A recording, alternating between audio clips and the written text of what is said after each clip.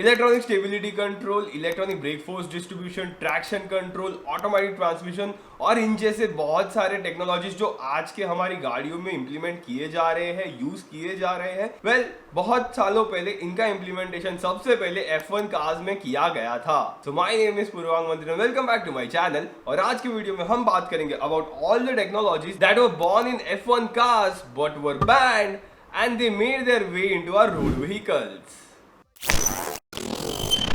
हमारे लिस्ट में सबसे पहले CVT आता है। CVT stands for Continuously Variable Transmission। मैंने CVT पे पूरा एक वीडियो बनाया हुआ है जिसको मैं यहाँ पे आई बटन में लिंक प्रोवाइड कर देता हूँ, वो वीडियो बाद में जाके देख लेना। आज तक हम सोच रहे थे कि CVTs को सबसे पहले हमारी स्कूटर्स में, मोपेड्स में यूज किए जाते थे, फिर वो हमारी ऑटोमेटिक ट्रांसमिशन वाले कार्स में यूज किए गए। लेकिन CVT को 1993 में विलियम्स ने अपने FW15 F1 कार में यूज किया था। CVT की वजह से ड्राइवर को गियर शिफ्ट करने का सोचना ही नहीं पड़ता था और ड्राइवर सिर्फ रेस ट्रैक पे फोकस कर सकता था, जिसकी वजह से उनकी कार बहुत फास्ट थी। Also CVT is not the only tech जो FW15 में इंप्लीमेंट की गई थी। इस वीडियो में FW15 का नाम एक और बार शायद से आएगा। CVT was one of the reasons why Williams was able to win 1993 championship। लेकिन आजकल की विलियम्स की टीम थोड़ी दूसरे डायरेक्शन में जा रही है। FIA ने 1994 के चैंपियनशिप से CVT को बैन कर दिया and they mandated fixed gear transmission। Banning CVT from Formula 1 didn't hinder its future क्योंकि बाद में CVT को हमारे स्कूटर्स और कार्स में भी इंप्लीमेंट किया गया for automatic transmission। Next up on the list we have is the ground effect।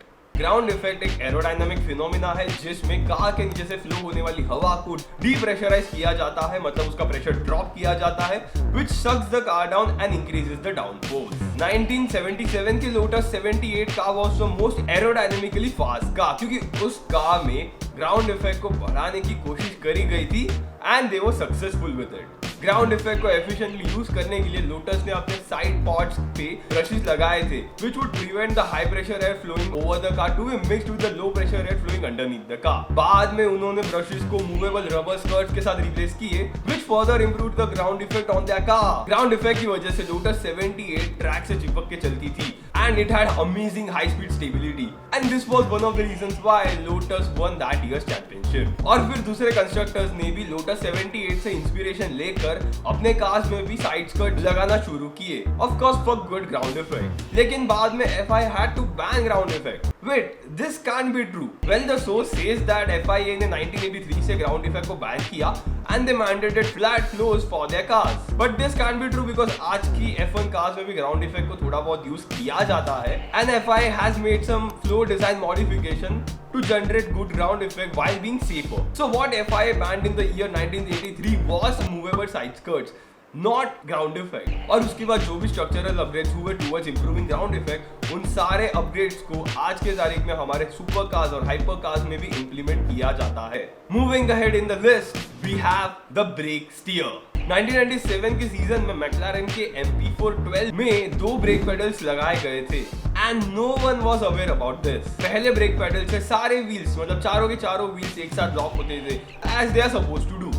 लेकिन दूसरे ब्रेक पैडल से सिर्फ रियर व्हील्स को लॉक किया जा सकता था और रियर व्हील्स को लॉक करके उनका स्लिप एंगल बढ़ाया जा सकता था, thus reducing the understeer। By locking the rear wheels independently, the driver was able to cut half a second per lap and that much time is quite good when it comes to F1 races। पूरे एक साल तक McLaren बिंदास break steer use कर रही थी until 1998 जब एक फोटोग्राफर ने उन 2 पेडल्स को देखा, he clicked the picture and thus it was banned by FIA। But इसी ब्रेक स्टीयर में थोड़े बहुत इलेक्ट्रॉनिक्स को ऐड करके इलेक्ट्रॉनिक स्टेबिलिटी कंट्रोल और इलेक्ट्रॉनिक ब्रेक फोर्स डिस्ट्रीब्यूशन जैसे इनोवेशंस हुए जो आज के तारीख में हमारे कार्स में इंप्लीमेंटेड है and they are making our car safer. So let's move to my favourite F1 take, it's the active suspension system। 1992 के विलियम्स FW14 में एक्टिव सस्पेंशन सिस्टम भी इंप्लीमेंटेड था and it wasn't just the ground effect or the active suspension system that was implemented on that Williams car। Traction control और brake force distribution system जैसे बहुत से driver assistance systems भी FW14 में implemented थे।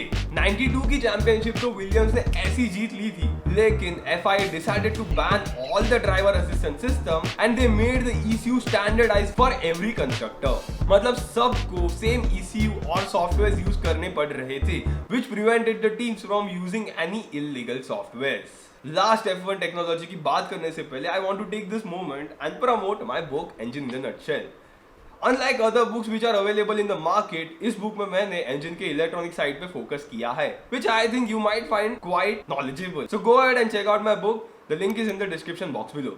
Last up in the list we have the fan car. अब fan car की technology तो हमारे कार में इंप्लीमेंट नहीं किया गया है, लेकिन ये इनोवेशन इतना यूनिक था that I had to include it. Brabham VT46B car में एक बड़ा सा फैन लगाया गया था and this fan would suck the air from underneath the car. Car के नीचे से हवा को खींचने की वजह से कार के नीचे ग्लोबरेशन रीजन क्रिएट होता था, which would suck the car down, which would increase the downforce and it would create ground effect. लेकिन इतने बड़े फैन की वजह से ट्रैक पे बिखरा हुआ धूल और दूसरे कार्स का डेब्री भी वो फैन खींच के पीछे की साइड पे फेंकता था, which would hinder the vision of the drivers who are driving behind that car. This was one of the reasons why FIA banned the fan car, और इन जैसे बहुत से इनोवेशंस को FIA ने F1 कार्स में से बैन किया है। लेकिन हमने सिर्फ 5 इनोवेशंस की बात की which are unique and they are being implemented in our cars. अब आप मुझे कमेंट करके बताएं आपको इनमें से कौन सा इनोवेशन यूनिक लगा। So अगले वीडियो में हम सस्पेंशन सिस्टम्स के टाइप पे बात करेंगे, थोड़ा डिटेल में जाएंगे। सो उसके लिए अगर आपने मेरे चैनल को सब्सक्राइब नहीं किया है तो यहाँ क्लिक करके आप सब्सक्राइब कीजिए और तब तक आप यहाँ क्लिक करके मेरे दूसरे वीडियोस भी देख सकते हो। तो I will see you guys on next Thursday at 7:30 PM. Piece.